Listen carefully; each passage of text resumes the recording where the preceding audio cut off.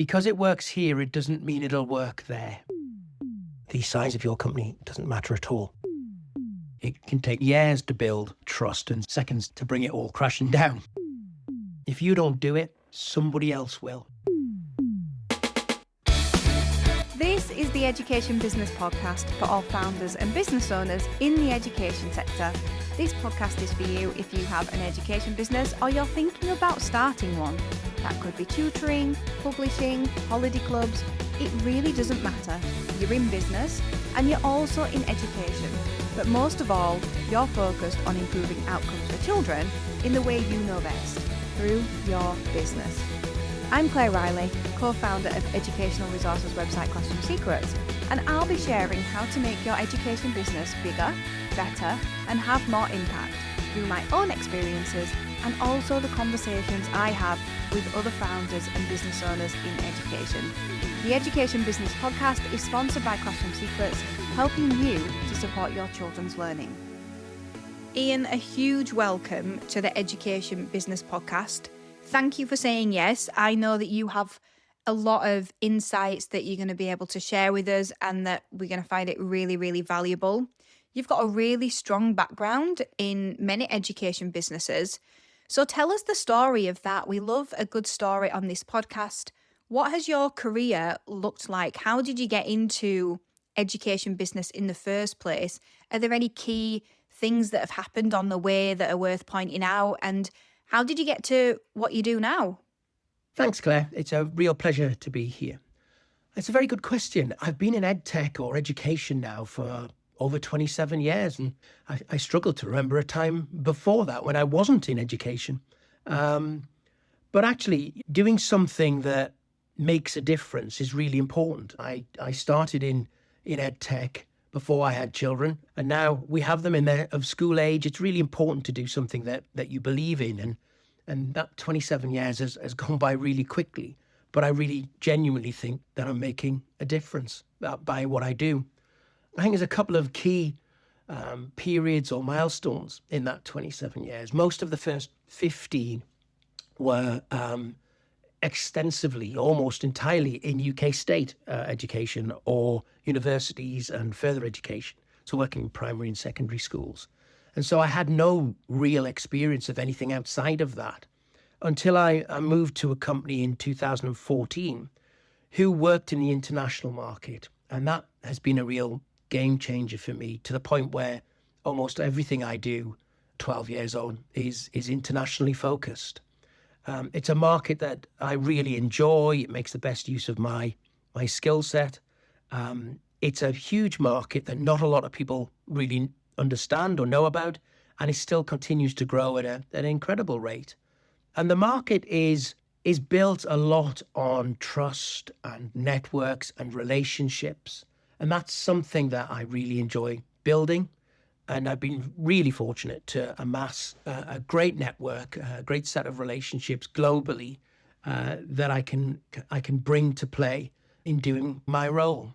I think in 2023, I was increasingly being asked to help people grow their markets, and particularly internationally. You know, how do we get into the Middle East? How do we get into Asia?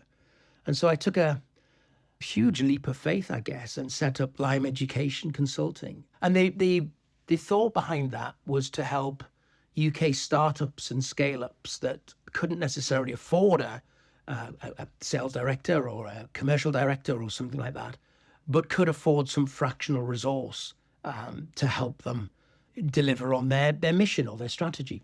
But 2.5 years on, that's kind of changed. It's companies from around the world who are looking to get into those markets, not just the UK. They're not just startups or scale-ups. They're in some cases established companies. But almost all of the focus is on those international markets and not the UK market. And almost all of those companies are trying to break into the Middle East or into Asia and into that British international school market. So the Lyme Education Consulting business is about 2.5 years old. Work with a number of companies, but it's ostensibly using that extensive network, that experience, that knowledge of the market to make a difference to children globally if that's not too grand a statement, but also to the companies that I'm working with to help them accelerate that process of growth and bringing those products and services and solutions that they have, which do genuinely make a difference, to a wider audience. Ian, that was a fantastic introduction. I've got so many questions off the back of that, but don't worry, I will ask you them one at a time. One of the things that you said is that the international market is growing at an incredible rate. Why do you think that is? I think there's a couple of reasons for that, Claire. I think the value that the rest of the world still puts on a British education cannot be underestimated. It's still so highly respected. And I think that, allied with the focus that Ministries of Education in other countries are putting on raising the standards of their children's education, that kind of marriage is a perfect one. And they increasingly look to a British education provider to help them raise those standards. But I think also you can't ignore the scale of economic migration to hotspots like the Middle East and Asia. And that drives a requirement for additional capacity, which means more schools opening. And that's what we're seeing. What would you say then are the key differences between the market in the UK and the international market? I think there are a few key differences, and I'll pick out a couple between working internationally and working in the UK. The first would be funding, which is probably a fairly obvious one. It's important to remember that we're talking about the difference between fee-paying private schools internationally and often UK state schools, which, as we know, are less well-funded and subject to more stringent controls over what they can spend on with procurement frameworks and such like. The other that I'd pick out would be internationally the value that is put on teachers and their time. We all know that teachers seldom leave teaching because they've fallen out of love with teaching. And internationally, they seem to have more time to teach, which is why they get into teaching in the first place.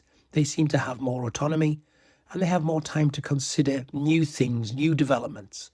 So I think that's quite an important difference when you're looking to enter a market. You're seeing a more receptive audience. I think for a teacher as well, that sounds like the dream. I'm an ex-teacher, and yeah, at the end of the day, it's not that we didn't want to teach. I actually help at the after-school club at my children's school so that I can still do that element. And it's why I loved supply teaching in the transition to setting up classroom secrets as well. So I can completely resonate with that. So lots of education businesses listening. Many of them will be solely focused on the UK. How do we get into the international market? That's an excellent question, and one I could probably take over an hour answering. I think with any new market that you enter, whether it be international or domestic, or a different vertical or a different segment, it's really important that you invest time in research, and the results of that research lead you to focus on a specific set of things, whether that be, again, a market or a type. With international, I find it's very much a market that thrives on relationships and networks and trust. And so it's really important to be able to try and establish those quite early. I work closely with Department for Business and Trade, with BISA, with membership organizations of international schools. And I think developing those relationships is important and key to being able to deliver some success. So there's a couple of ways that you can do it. To be quite simplistic about it, you can employ people. You can build a team. You can invest in a strategy, and you can invest in people to execute that strategy. That can be expensive. It can take time. Or there are people out there that can help you. Lyme Education do that. We provide kind of fractional resource. So experienced sales, leadership, sales people, business development people to execute that strategy in the short term, almost so you can try before you buy. And so there's this, as I say, there's several ways. Very often it's treated like you would another market entry point, but make sure you research. And it's the pace at which you wish to succeed, which will determine whether you go direct yourself or whether you use other people to help you. Do you think you need to be a certain size to go into the international market? So say if you're an education consultant and you are thinking, well, there's going to be a new curriculum coming out and I could branch out into the international market, but I am a solo player. Is that doable? Can somebody do it by themselves, or do they need to be a bigger outfit to be successful in the international market? Actually, I don't think size of the organisation is a determining factor. I think it really boils down to what problems are you solving, and how are you helping schools with something that they're struggling with. I think people are looking for solutions, and if you can provide that, then the size of your company doesn't matter at all. Obviously, internationally, it helps, based on what I said previously. If you have a network, or you know people, or you have networks that you can lock into that other people might have that can help you. But after that, word of mouth and references can take over. Do you teach children as part of your business offering? Have you considered using resources from Classroom Secrets? At Classroom Secrets, we're always adding new resources for a range of subjects, and we're keen to hear your suggestions for resources too. We know that you didn't go into business to work more hours than you did in the classroom. You went into business to give you freedom. Let us help with that. Visit classroomsecrets.co.uk to sign up.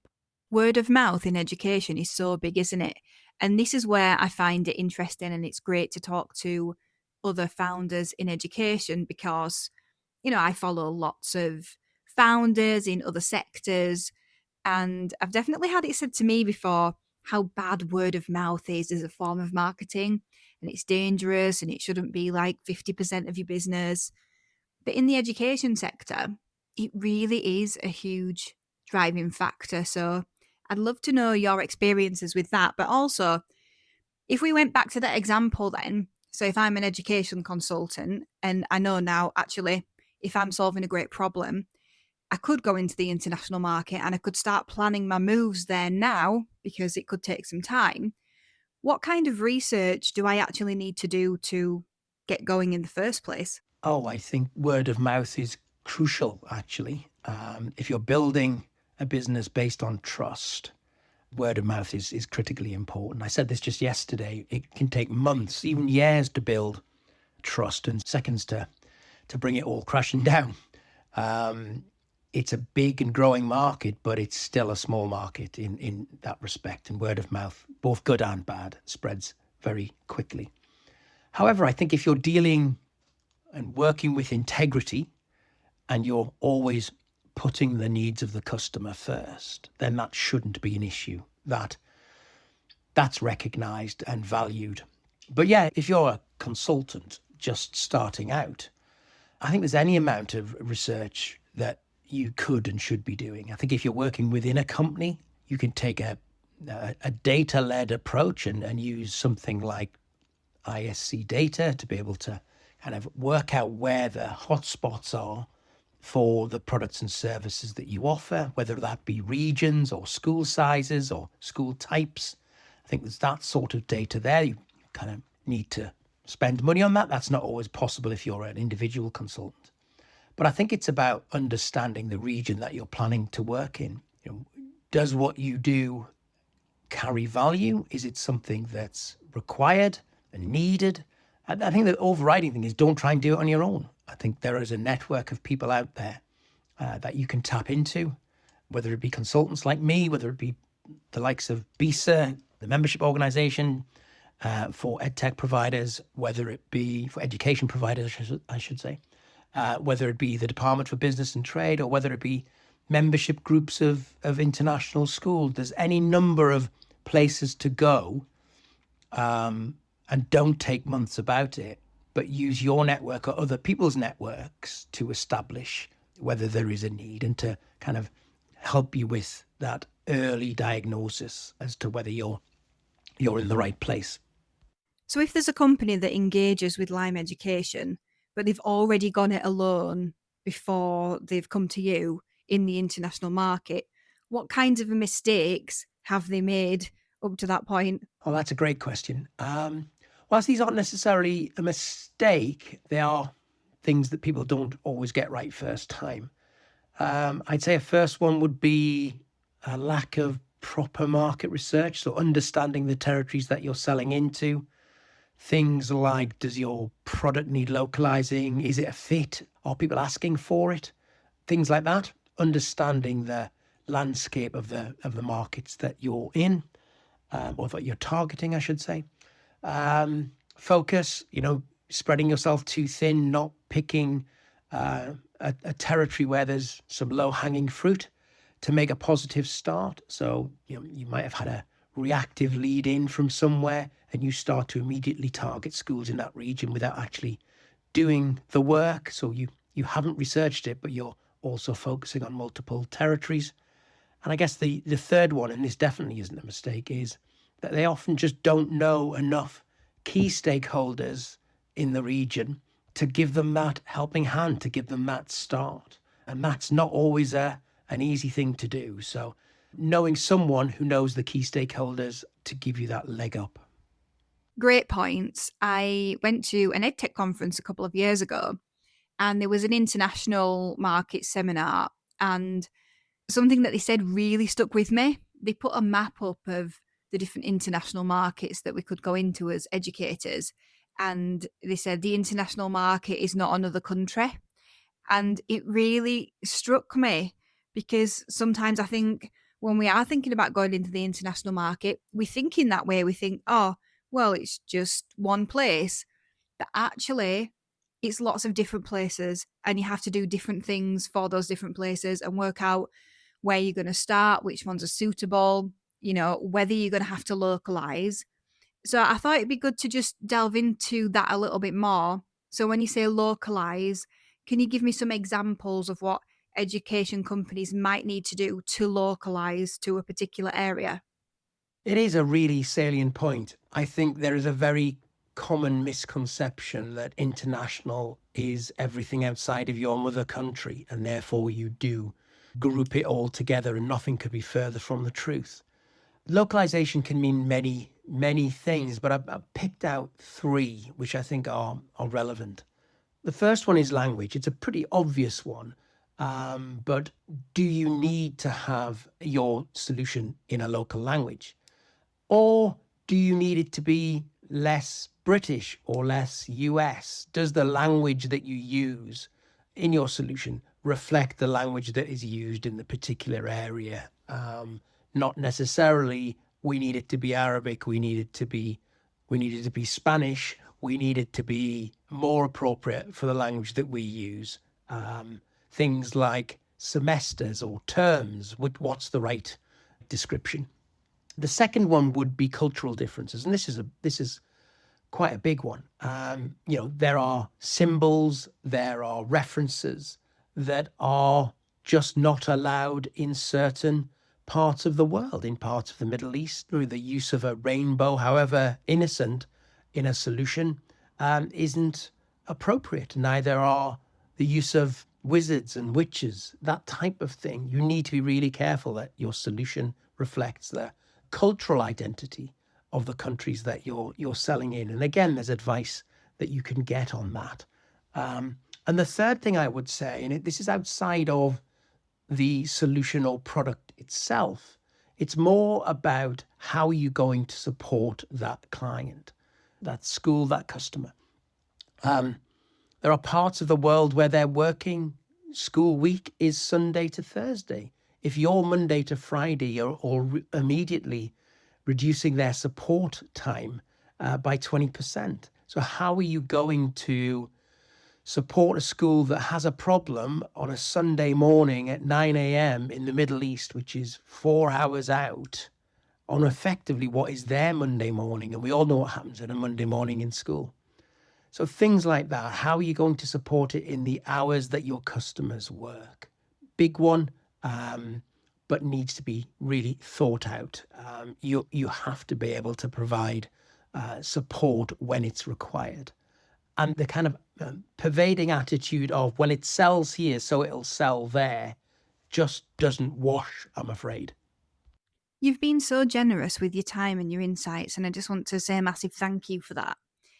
In your mind, what have we not talked about that we should have talked about that education business owners should know? It's been a delight. Thanks very much for asking me. I guess 3 or 4 points, some of which we've covered bits of. I think the first one would be it won't happen overnight, and it needs a plan and it needs focus if it's to be successful. The second one would be just remember, really, because it works here, it doesn't mean it'll work there. Whatever that might look like, but don't just assume that it's going to work there. Third point, it won't just come to you. You've got to go and find it. But don't be scared. Yes, it's different, but it's not that different. And guess what? If you don't do it, somebody else will. Amazing reminders, Ian. Thank you so much. Thank you for listening to the Education Business Podcast. This podcast is sponsored by Classroom Secrets. To find more resources to grow your business, visit classroomsecrets.co.uk.